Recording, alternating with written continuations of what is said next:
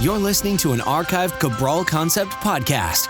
After listening to this show, check out the most up-to-date podcasts available at stephencabral.com/podcasts or search directly on iTunes. And now, welcome to the Cabral Concept, where board-certified naturopath and integrative health practitioner Dr. Stephen Cabral shares how he was diagnosed at the age of 17 with a life-altering illness and given no hope for recovery. It was only after studying and traveling all over the world did he discover how to combine ancient Ayurvedic healing practices with state-of-the-art naturopathic and functional medicine to fully rebalance the body and re-energize it with life. It's time to discover how to get well, lose weight, and finally feel alive again. And now, here's your host, Dr. Stephen Cabral. Thank you for joining me today on this Friday review, where I'm looking forward to bringing you the best of the week. I've got some brand new research to bring you on everything from blood pressure to depression and really how that is. It's lifestyle linked, and I want to show you the correlations as well. I want to bring you a fun new invention. I think we're going to see a lot more of these in the future. This is from the Consumer Electronics Show. That will be out later in 2018. And then, of course, our super nutrient of the week, where we've been going through really for the past, 2 months now, all sorts of nutrients every single Friday. Our first week, we went through choline. Then we went through vitamin K. We went through molybdenum. We went through B6, vitamin C, bromelain. We went through thiamine. And now this week, we have our brand new super nutrient, which I will reveal a little later in the show. And so this is just really a fun way for me to show you how, honestly, food is medicine, but also functional medicine and orthomolecular medicine can extract some of the nutrients from these foods and give them to you at what's called an orthomolecular dosage so that you can help to rebalance the body and then go back to using food. So that's actually a perfect segue to our first topic today, which is a lot of people have been up in arms the last couple months, let's say the last 4 months or so, where they changed the blood pressure recommendations to go from a high of 140 down to a high of 120.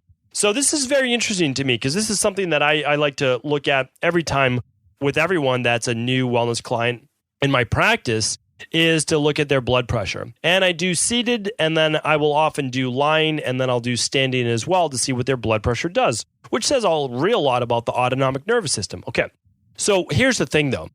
I totally agree. The top number, which is 140, and the bottom number, which you don't want to be above 90, that's called the systolic 140, and the diastolic, which is the lower number of 90 at the highest. Okay, I agree that we don't want to go over those. What does it mean? Well, as your blood pressure is increasing, there's greater chance for cardiovascular risk as well as a stroke, okay? Because your arteries are constricting. It can lead to what we'll just call in regular terms a blowout of the arteries, okay? So really, really important that we look at that. But here's the deal.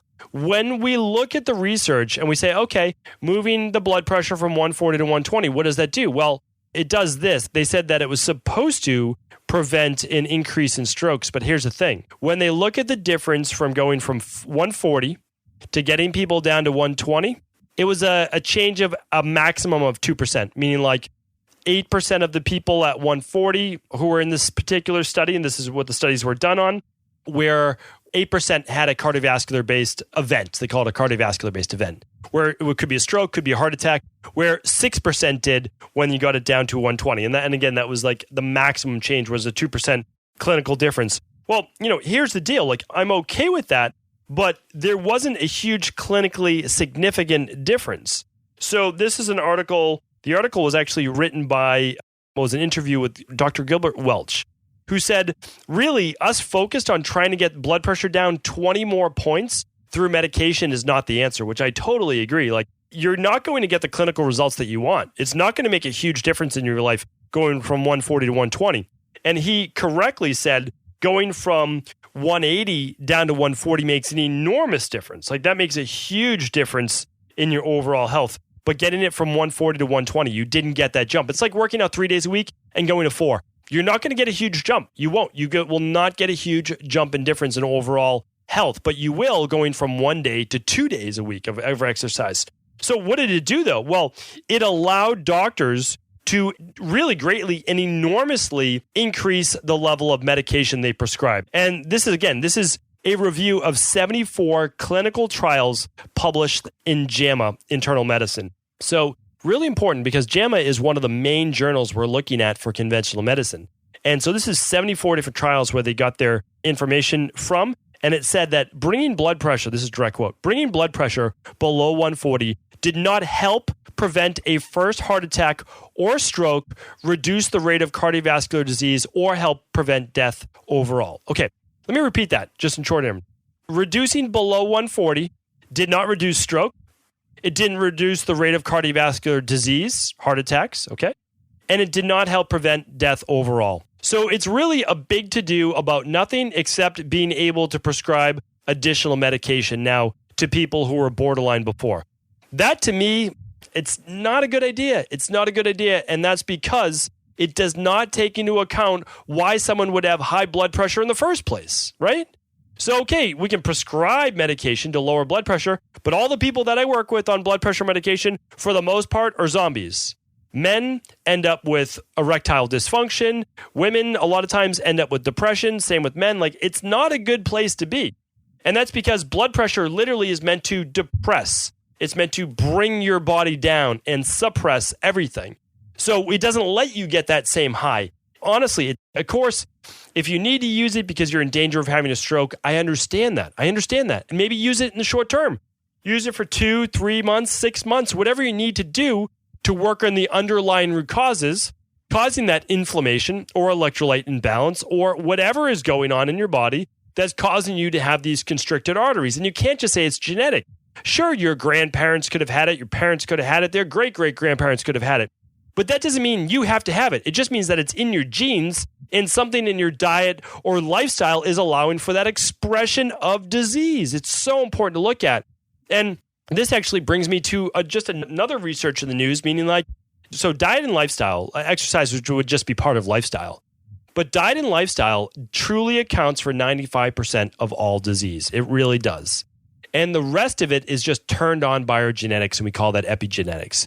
So they did a 6-year plus study on 1,000 people later in life on depression. Really, really interesting.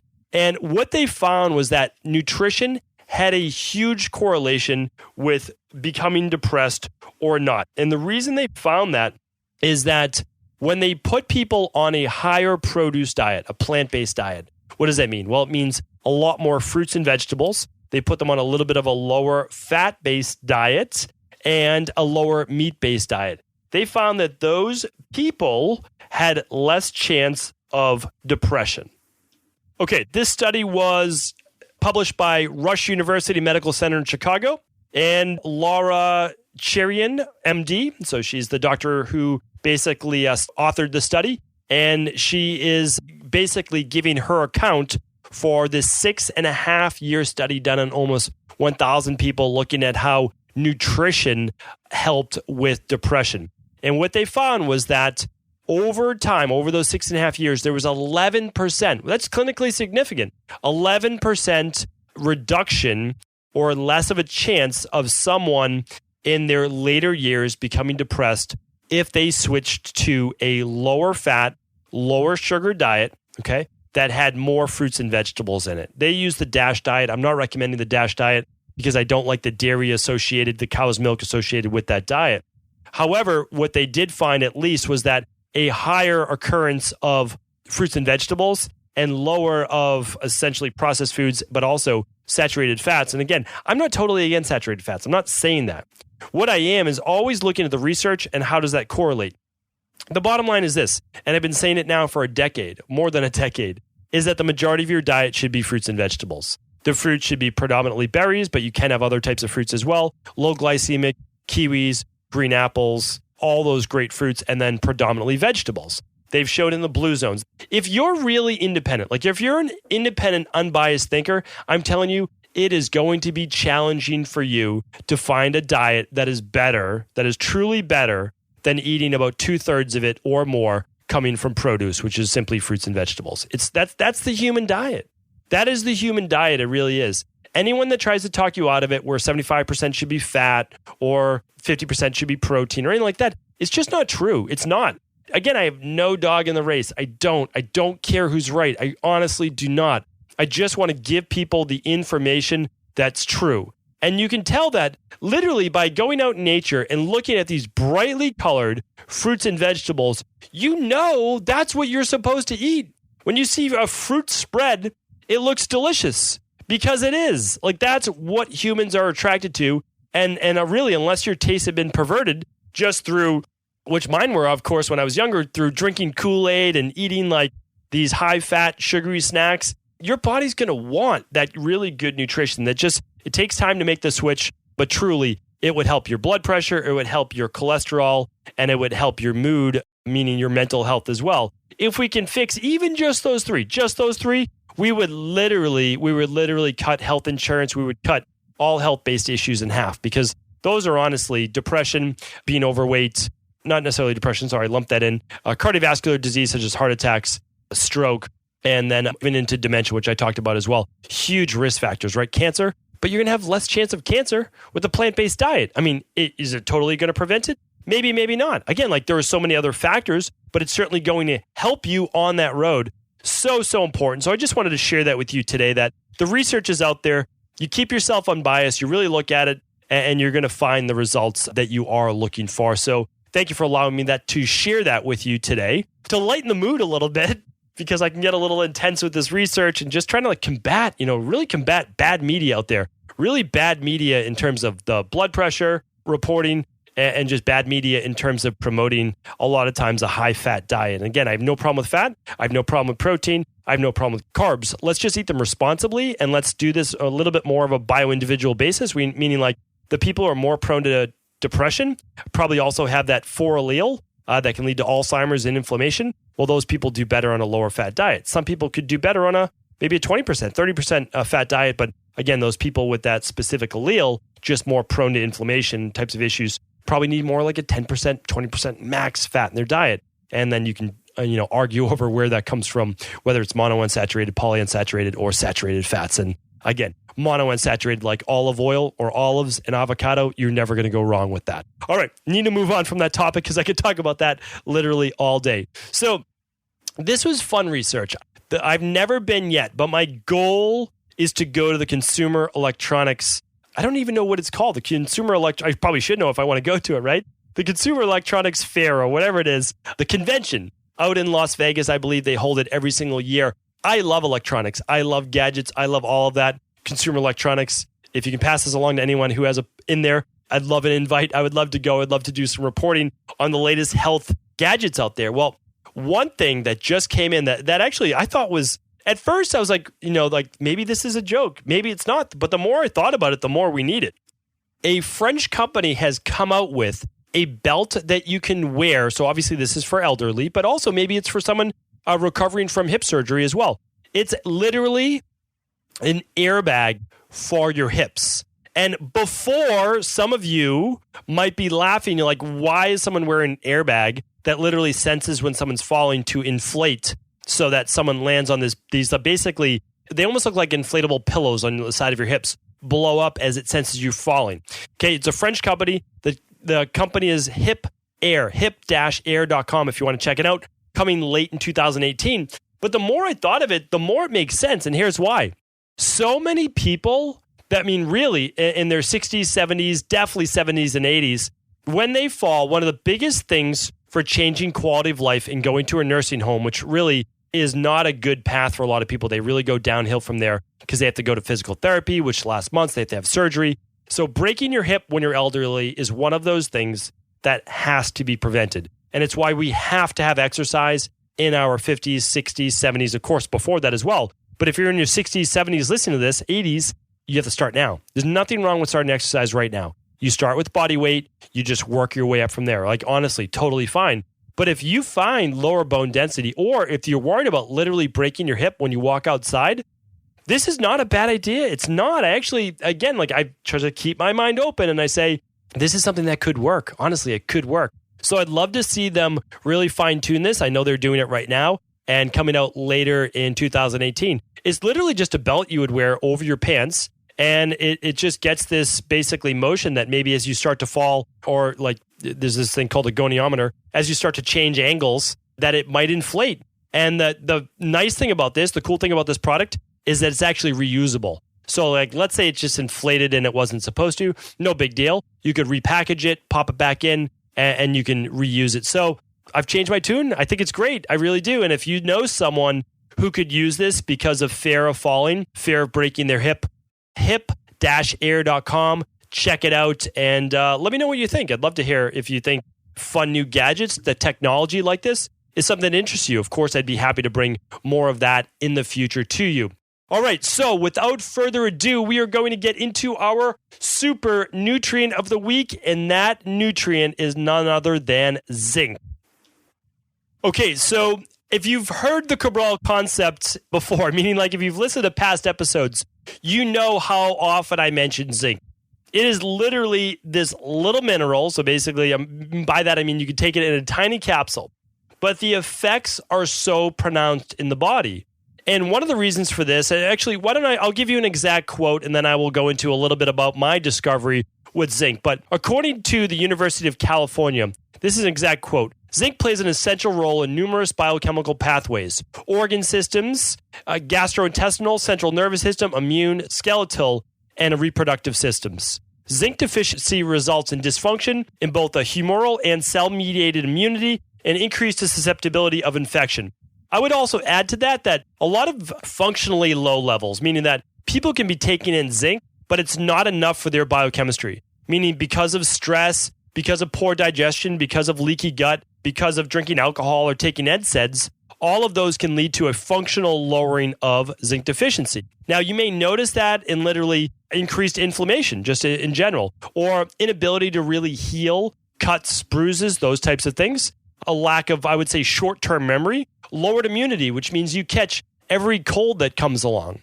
Decreased hormonal output, meaning like lower levels of testosterone, lower levels of DHEA, lower libido in general. Infertility, another big one for men and women. Yes, part of that is testosterone decrease, but also in the inability to actually form healthy sperm as well. Chronic fatigue, that's going to be part of my story of how really zinc deficiency can be so impactful in terms of chronic fatigue.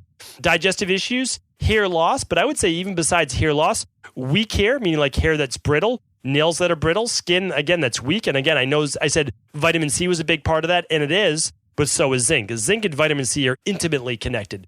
Honestly, you can't be fully optimized without zinc or vitamin C. So important. Weight gain or weight loss, and I would honestly say even more so with weight loss. The human body becomes more catabolic, losing muscle, breaking down, weak digestion, not being able to feel the strength in the body, that, alpha hormone, that get up and go, that drive if the body is low in zinc. Decrease in taste. A lot of people, when they're deficient in zinc or they get a cold, they lose their sense of taste or smell. That's a big one, again, as it factors into the olfactory nerve as well. And then just weakened appetite. Well, this could be both ways. So low in zinc, you'll have an increase in appetite or a decrease in appetite as well. Super important to look at these things. And I'll tell you, one of the ways that I was able to really rebuild my body was through definitely vitamin C, glutamine, and zinc. Those are the big three. I talk about them all the time, and that's because I'm really fond of them, meaning that they've done a lot for me and they've done a lot for others in my practice. So my product called Healthy Gut Support, and again, I formulated for Equilibrium Nutrition. And of course, you don't need to use this, but that has the glutamine in it and has the zinc in it. Why is that so important? Well, we know that when the body gets stressed, it runs through B vitamins, it runs through zinc, it runs through vitamin C, and it runs through glutamine, meaning they get depleted faster. And for your gut, if your gut's really inflamed, you need glutamine and zinc to rebuild the villi, right? To rebuild those villi that help absorb nutrients inside the intestines. And we needed to rebuild the mucosa of the stomach. So meaning like if you're dealing with ulcers or acid reflux, you need a product like Healthy Gut Support or something comparable so that you get your zinc and your glutamine to rebuild that tissue. Like there's no other way around it. Our body, a lot of people are just like, oh, my body will figure it out. No, it won't. I mean, it knows how, but it needs the raw materials. And I say that all the time. If you give your body the raw materials, if you replace your deficiencies by figuring it out through a hair tissue mineral analysis to look at zinc or an organic acid test to look at your vitamins, if you do both of those, that's what we're kind of calling our starter base kit, you're going to get so much data. And I want this for you because one of the ways I was able to get rid of my chronic sinus, getting rid of candida and fixing my gut issues were huge. I'm not going to deny that. But also improving my immunity and building up my white blood cells It came from taking higher dosages of vitamin C, taking my glutamine, and taking zinc. I'm not saying that this is for everybody, but I was using more than 50 milligrams a day of zinc, and I did that for about a year. And that drastically improved my immune system. But now that's something that I do more so just in the winter months, January through about April in these New England weather days. And again, that works tremendously for me. Most adults are not going to need more than 10 to 15 milligrams of zinc per day. That we include that exact amount in our daily nutritional support shake and also the daily activated multivitamin. If you're not big on shakes, well, then you can use your daily activated multivitamin as well. That's for adults. Children only need about a quarter of that as well. And again, it's all done by weight. So usually vitamins are based on a 150-pound person. Again, if you weigh 160, 180, 130, you still take the adult dosage of 150 pounds. But for children, if they're weighing 50 pounds, they would take a third of basically the adult dosage. Hopefully that makes sense. But again, it's bioindividuality. So I needed more, meaning 15 milligrams wasn't enough for me. 30 milligrams wasn't enough for me. My body was weak. And believe it or not, zinc is one of the most anabolic minerals in the world. That means it helps to repair and build up the body. Back then, I was suffering from a true, Vata-based issue, true ectomorph-based issue. And my body's not pure ectomorph. It's not. I have a lot of the kapha body type in me as well, and I certainly have some pitta as well. But back then, I was emaciated. I was super catabolic, and my hair was falling out. My hair was thinning. My gut was weak. I couldn't rebuild muscle tissue as fast as I used to in the past. And zinc helped with that, but it also really helped from my immune system. Very, very powerful. Another thing I'd like to mention about zinc is that it's not well known, but it actually helps to fight free radicals. Now, usually we only think of antioxidants as fighting free radicals, but not so. Zinc actually helps to not only squelch free radicals, but it actually helps to prevent cancer growth as well. And part of that is its ability to help regulate the immune system and knock down higher levels of inflammatory cytokines. So for, again, a lot of people like myself with mastocytosis, with basically like a lot of histamine-based reactions, zinc was a game changer. It really was in terms of allergies and immune-based issues.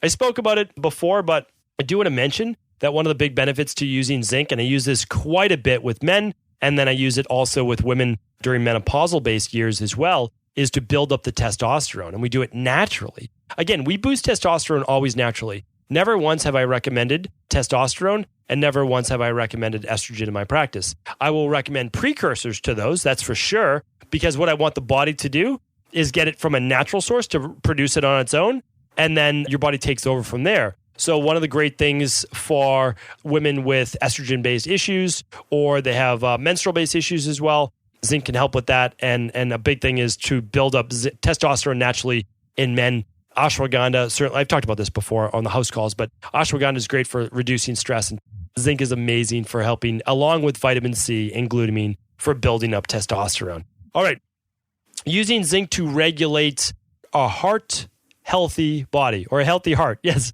we'll go with that as well. So cardiovascular disease, I spoke about blood pressure a little bit earlier in the show. Well, zinc is one of those things as well that helps to, again, reduce inflammation and helps with oxidative stress. So again, it's working on it from an arterial-based wall perspective, and I love that. I still believe you need to figure out what's causing the inflammation in the first place. But in the meantime, get that zinc in there in order to help with cardiovascular-based issues, and then also pulmonary, artery-based, blood pressure-based issues as well.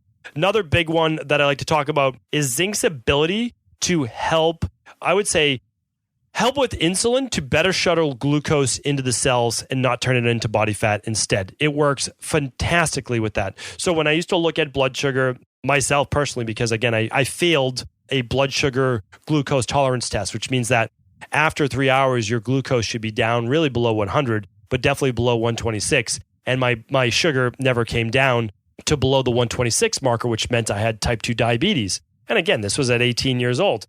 I wasn't overweight. I wasn't in any of these things, but the problem was I couldn't regulate adrenals. I couldn't regulate anything in my body because my body had literally shut down. So that was the big issue. It wasn't like, why did I have so many things wrong with me? Well, the truth was I had more things wrong with me than right. And that's because my immune system had just become so imbalanced. I had mass levels of inflammation. And when you look at that, nothing goes well. Like my brain wasn't working, my digestive system, nothing was working. Like it's just the way it worked. But zinc's not just like, okay, magnesium's phenomenal, right? Vitamin C is phenomenal, zinc's phenomenal. Like pretty much everyone needs those things. But we're not talking about panacea. All we're looking to do is make sure your body has an adequate functional level. And that's truly why I believe that, again, there's a direct correlation too, that humans who take a functional medicine, a methylated multivitamin, or something like the daily nutritional support shake, have an increased lifespan of about 8%. All you're looking to do is make sure that your body has all the nutrients that it needs. This is just so very, very important. And I would just say the last part, because I mentioned zinc as an anabolic mineral, is that what it can help to do is rebuild all the tissues in your body. Your hair, your skin, your muscles, literally even your hormones. It's going to help rebuild those, which is really, really important. And then if it's helping to repair your digestive system, then your body is able to extract more nutrition and nutrients from the food, which means it's going to be able to extract more B vitamins. And believe it or not, it's going to then be able to extract more zinc on its own as well, right? So if you're able to break it down better. So where does zinc come from? Well, predominantly from higher protein foods. So it's, again, if you're vegan, you're going to eat more things like chickpeas and cashews. And my favorite is pumpkin seeds because they're higher in zinc. Amazing thing to add if you're able to eat pumpkin seeds. But for a lot of people, you're going to get it from lamb and from maybe kefir if you drink kefir, chicken, turkey, eggs, salmon, grass-fed beef. If you decide to eat those particular things, they're going to be very high in zinc. Now, even just having one serving of those a day isn't going to bring you up to your level. You're going to get about maybe 3 milligrams a day. So again, the human body needs at least, this is a minimum, at least 9 to 10 grams for adults. So that's why I can't recommend enough just covering all your bases, doing something like the activated multivitamin or the Dr. Cabral Daily Protocol, which is the greens plus the daily nutritional support plus the probiotic, or simply just doing the daily nutritional support powder, which is your all-in-one powder that you can make a smoothie with every morning. I will link up everything in the show notes today. I'll try to link up the research. I will link up the Hip Air. I'll link up everything today. Just go to StephenCabral.com/756. That's where everything will be today. Hopefully you enjoyed another review of our Super Nutrient of the Week. Can't wait to continue to do this every single Friday. Hopefully you enjoyed also the research that I brought you every week. I'll try to bring you just something that I believe the media may not be doing the best job covering and what you really need to know from what I believe it to be a truly unbiased perspective. Thank you so much for tuning into the Cabral Concept. Please do feel free to share this show with anyone you believe it could help. Ever wonder what the best sauna, blue blockers, sleep trackers, wake lights, salt lamps, or other health gadgets are? Or what about the top non-toxic mattresses, sheets, soaps, bath products, toothpaste, and cookware? Or would you like to know the cleanest choices for hemp parts, meal delivery services, supplements, and much more?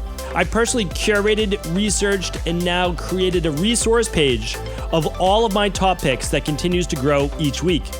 These are the exact products I use in my own life, with my family, in my private practice, and they're the ones I trust. To find out all of my up-to-date recommendations and all the details, simply head on over to StephenCabral.com/resources.